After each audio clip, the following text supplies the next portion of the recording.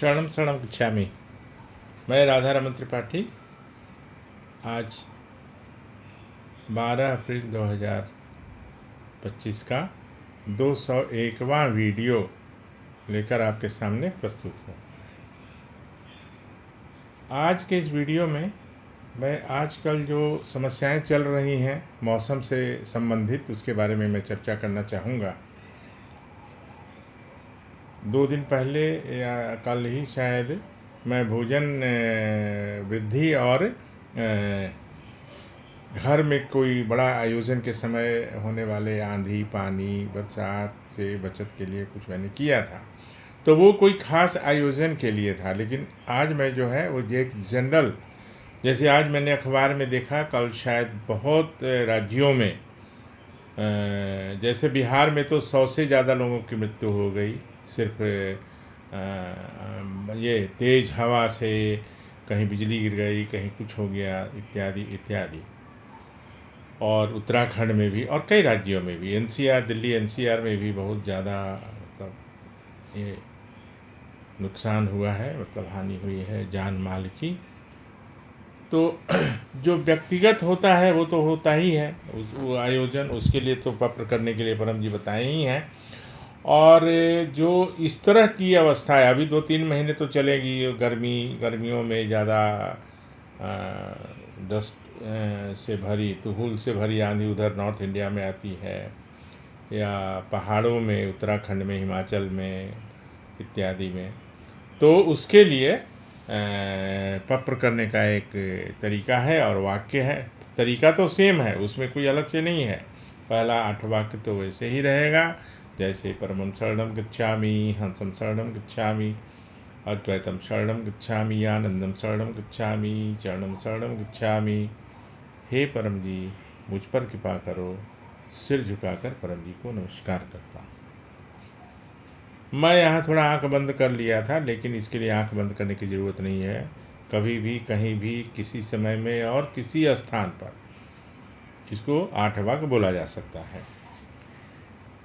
हे परम जी, आज का मौसम बहुत ख़राब होने वाला है या ख़राब हो रहा है, इससे मेरे जान माल की हानि न हो, मेरा घर सुरक्षित रहे और किसी भी प्रकार की हानि मुझे न हो या कम से कम हो। इच्छा पूर्ण होते ही पकड़ में कुछ रुपए परम जी को दूंगा। इच्छा पूर्ण होते ही पकड़ में कुछ नए व्यक्तियों को किसी भी माध्यम से पितृवाई सिखाऊंगा।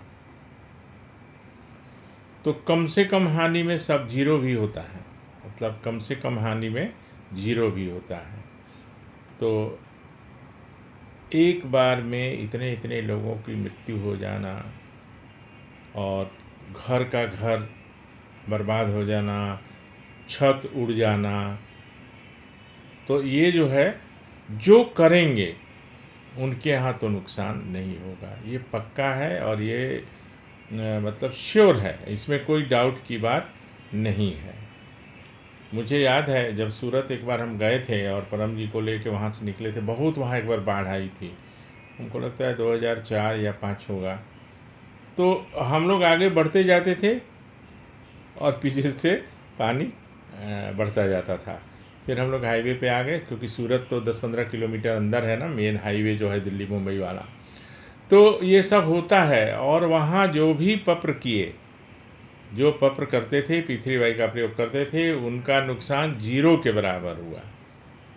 काफ़ी लोगों का नुकसान हुआ था वहाँ, जान माल दोनों का, सूरत में।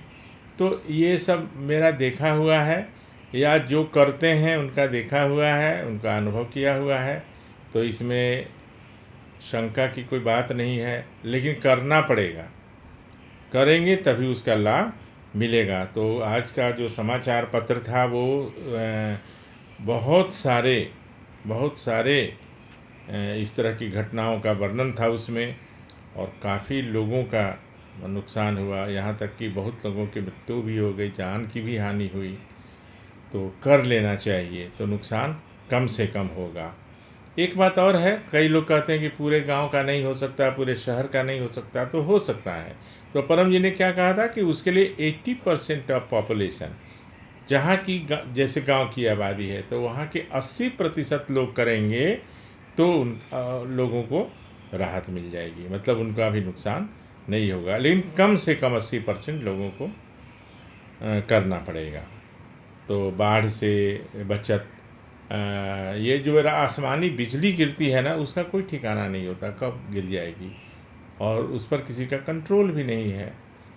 तो जब भी जो गांव में किसान लोग जाते हैं बाहर, ये बहुत बड़ा इम्पोर्टेंट मुद्दा है और आइटम है इस मामले में, कि जो बाहर निकलते हैं, क्योंकि किसानों को तो जाना ही पड़ेगा, या हम ही लोग जाते हैं बरसात के दिनों में, कहीं बारिश होने लगी तो पेड़ के नीचे छिप गए और उसी समय बिजली गिर जाती है। तो ऐसे समय में वो निश्चित रूप से 9वें वाक्य में बोलें, और घर से जब निकलें काम करने के लिए, क्योंकि उनको तो दिन भर खेतों में काम करना पड़ता है और पानी में, बरसात में, है ना, तो करना पड़ता है काम। तो वो ज़रूर सिखाएं आप लोग अगर मौका मिले तो। और 9वां वाक्य जो होगा वो यही होगा कि हे परम जी, खेतों में काम करने जा रहा हूँ, मेरे ऊपर आसमान से बिजली न गिरे और मेरी जान की रक्षा हो। इच्छा पूर्ण होते ही पकड़ में कुछ रुपए परम जी को दूंगा, इच्छा पूर्ण होते ही पकड़ में कुछ नए व्यक्तियों को किसी भी माध्यम से पीतरीबाई सिखाऊंगा।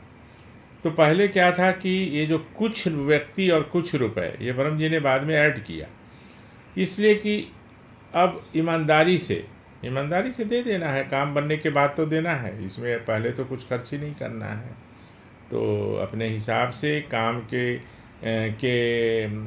गंभीरता को देखते हुए इच्छाओं की पूर्ति जो होती है, तो जैसी इच्छा वैसी प्रतिज्ञा करके और परम जी को इच्छा पूर्ति के बाद दे देना है। इसमें कुछ कहीं संदेह नहीं है, काम तो बनेगा ही, इसमें कोई शंका भी नहीं है कि बनेगा कि नहीं बनेगा।